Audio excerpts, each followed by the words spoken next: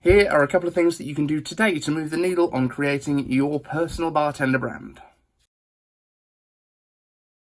Hey guys, I hope your day is going great, and I want to talk to you today. I know we've spoken in my last video about how to create your personal brand as a bartender and how important that is going to be for you going forward if you want to get the bartending job of your dreams, if you want to move beyond slinging drinks in the place that you currently are, whether you want to go to a better bar, a different city, a different country, or even move out of bartending itself and into brand work within the industry. You need to get attention to yourself. So here's what you can do today. I'm going to assume that you already have things like a Facebook account and an Instagram account. If you don't already, then go and do those things right now. I will wait for you. Beyond that, if you are looking at any point at moving up in the world and moving onto a new role, you need to think about where people are recruiting for these things. So LinkedIn right now is what Facebook used to be a few years back. There is a lot more organic reach, i.e. not paid reach on LinkedIn if you are putting out the right kind of content. Now, whenever I talk about content, this is one of the things that I really hate about marketers in general, is when they're talking to regular consumers and they use the word content.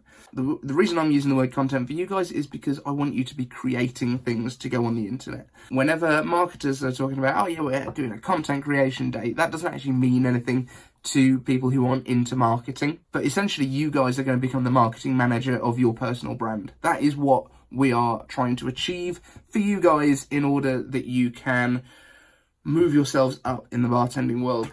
Now, you guys as bartenders probably cannot afford to hire someone else to be your marketing manager. However, there might be other people in your circles, in your bar, that are really good at personal branding, and people that you see posting on Facebook, Instagram, and stuff like that every day. It's really important that you kind of get involved with these people and let them know what you want to do, because they will probably give you a lot of free advice. I mean, I'm going to try and be that guy for a lot of you, but we're not going to probably chat on a daily basis. We're not going to be having those in-depth discussions unless you want to post a question down in the comments here, and I will quite happily answer that in the next video. Make it as specific as you want, because I can fill out all of the kind of general stuff around it for you. So what I'm asking you is basically, if you have any questions about what you need to do as a bartender wanting to create this sort of more opportunity for yourselves, just ask me the questions down here and I will answer them. But in terms of moving the needle today, assuming you already have a personal Facebook account, if you don't, go and do it.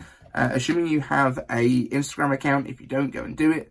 We're going to talk about how you can then move up a little level to create a bit more brand around yourselves. And by brand, I only mean reputation around your own name. I'm not saying you need to create something like Bartender HQ with a kind of name behind it, with like a branding name. Your personal brand should be based around your name. It just makes a lot more sense, because that name is going to come with you wherever you go, whether it's within bartending, or if you actually want to take these skills to another industry down the line and you want to sell for a living, or you want to, I don't know, become a marketing person, you might find that you absolutely love all of the marketing side of stuff. Practical steps. Number one, take your Facebook page and go, your personal Facebook page, and go and create a business page. They are completely free to do. And the reason that I say this is, down the line, if you ever want to put any promotions on it, or you want to track what's doing well, if you want to be able to see how many people have seen your posts, if you want to be able to almost separate your day-to-day activities of your going out and having beers with your friends and your mum's birthday and things like that from what you're kind of trying to create as a bartender, then this is a really good way of doing it. I would suggest that you create a bartender page under your name. So register your name as a business page, and then whatever you want to put on there that is going to build around you as a personal brand is absolutely fine. You can talk about whatever you want. So for example, last night, myself and Sam jumped on a Skype call there is a button now on Skype for iOS where you can literally record both sides of the conversation. It records the video from both sides and the audio, and we were talking about our favourite comic book movies. So this was going to be going up as a Booze and Bazinga podcast very soon. I will just quickly spin you around and show you. This is the screen. This is where I'm doing a little bit of editing.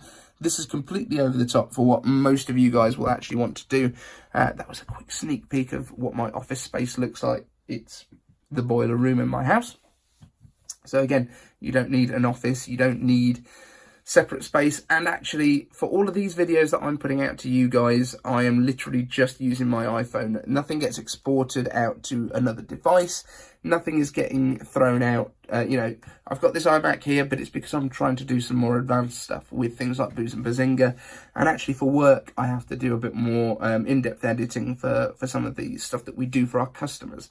But for everything that you guys need to do to build your personal brand as a bartender, you can do it on your phone, whether you've got an iPhone, an Android. The chances are, unless it's more than about 5 years old, it is going to be absolutely fine for what you need in these kind of situations. You can find yourself somewhere within your home, whether that's a dorm room, whether that's within, a larger flat, an apartment, or whether you've got a huge mansion in the Alps. I don't know where you guys bartend. Even if you're staying in accommodation that's given to you by your job, there is somewhere that you can sit where it looks nice and clean behind you. And I would recommend, if you want to do any video content, grabbing yourself a tiny little tripod. You can get these for a couple of pounds, a couple of dollars, possibly even less. And essentially it just grabs your iPhone, and why don't I have one handy? I will throw a picture up on the screen right here. So once you've got your Facebook page set up, what I want you to do is go down. You need to fill in all the information. Facebook will guide you through what you need to do to create this business page. It'll ask you if you've got a website. If you've got one, great. If not, you can just keep it blank. If you want people to be able to follow you, that's absolutely fine. That's exactly what this is for. And it basically gives you an opportunity to kind of split out the stuff that you're doing around bartending and brand building from what you are putting out on your main Facebook personal page. Now, the reason that you might want to do that is you've probably got a lot of friends that are not interested in bartending on your personal page, family members, things like that, who we will try and leverage to get that little bit of momentum going at the beginning, because you can invite whoever you want to like this page. But it means as well that people that aren't interested in your drink stuff or your flair bartending or anything like that don't have to follow the page, and they won't get bombarded with it. However, people that you don't know might want to follow the page, and that means that you don't have to share all of your more personal stuff with everyone. As I said as well before, if you want to go down the line as we progress into some paid marketing to get more attention to your brand and more attention to the stuff that you're doing. For example, if you decide down the road you want to enter Bacardi Legacy or World Class or something like that, and you need to get some momentum going behind the drinks that you are creating for these competitions, it is a really, really good way of doing that. And now Instagram is also owned by the Facebook group. So if you haven't got an Instagram account yet, as I said at the beginning, set yourself up an Instagram account. And again, you can be more kind of broad with Instagram, although it's obviously a more visual medium. So video and pictures is what you're looking for on Instagram. And Instagram is all about that hashtag game. So when you are out and about and you're going to any sort of classes where people are talking about drinks, if you're going to any brand events or you're going to any sort of tastings and that kind of thing. Hey, Ted. Oh, yeah. Hello. Ted's on the video. So if you're going to any brand events and you want to talk about the fact that you just learnt about such and such a topic, or you've got some sort of information that you want to share out with your community, that is a really good place to do it. So Instagram is great for in the moment stuff and throwing stuff up on the internet, just to kind of let people follow what you're doing. Now, there's a couple of ways you can do Instagram as well. You can choose to use your feed as more curated kind of stuff. So you're able to use an app called Repost, which will allow you to actually repost other people's Instagram content while crediting them. That's a really good way to build some content background and show the kind of thing that you're into without having to be the creator all the way through. And then the other side of it is stories. So Instagram stories are designed to be in the moment, really quick. They're disposable. They last for 24 hours before they disappear, but you are able to keep highlights. So I would recommend highly, I don't do this enough at the moment, it's something that I'm working on, using Instagram stories as a way to document your day-to-day life. Rather than trying to be creative all the time, just talk to the camera, talk about what is on your mind, whether it is bartending related or not. You might find going forward that, you know, as I do with Booze and Bazinga, as a kind of separate brand, you might find that people really love the fact that you are a bartender who is also into a particular sports team, or who is also very big on doing charity events, or you are trying to get in shape. So you can include in your stories the fact that you're doing your gym visits, what you're doing at the gym, what's been hard for you today. You can even share at the end of a really tough shift how tired you are. Just literally talk about, it's been a real grind today. For some reason, the shift has felt like it has dragged, but I'm going to go home, get some rest, and be ready for tomorrow's shift. You know, this kind of thing. Try not to be too negative on any of your media, because let's be honest, people don't want to hang out with someone that is being really down in the dumps about stuff.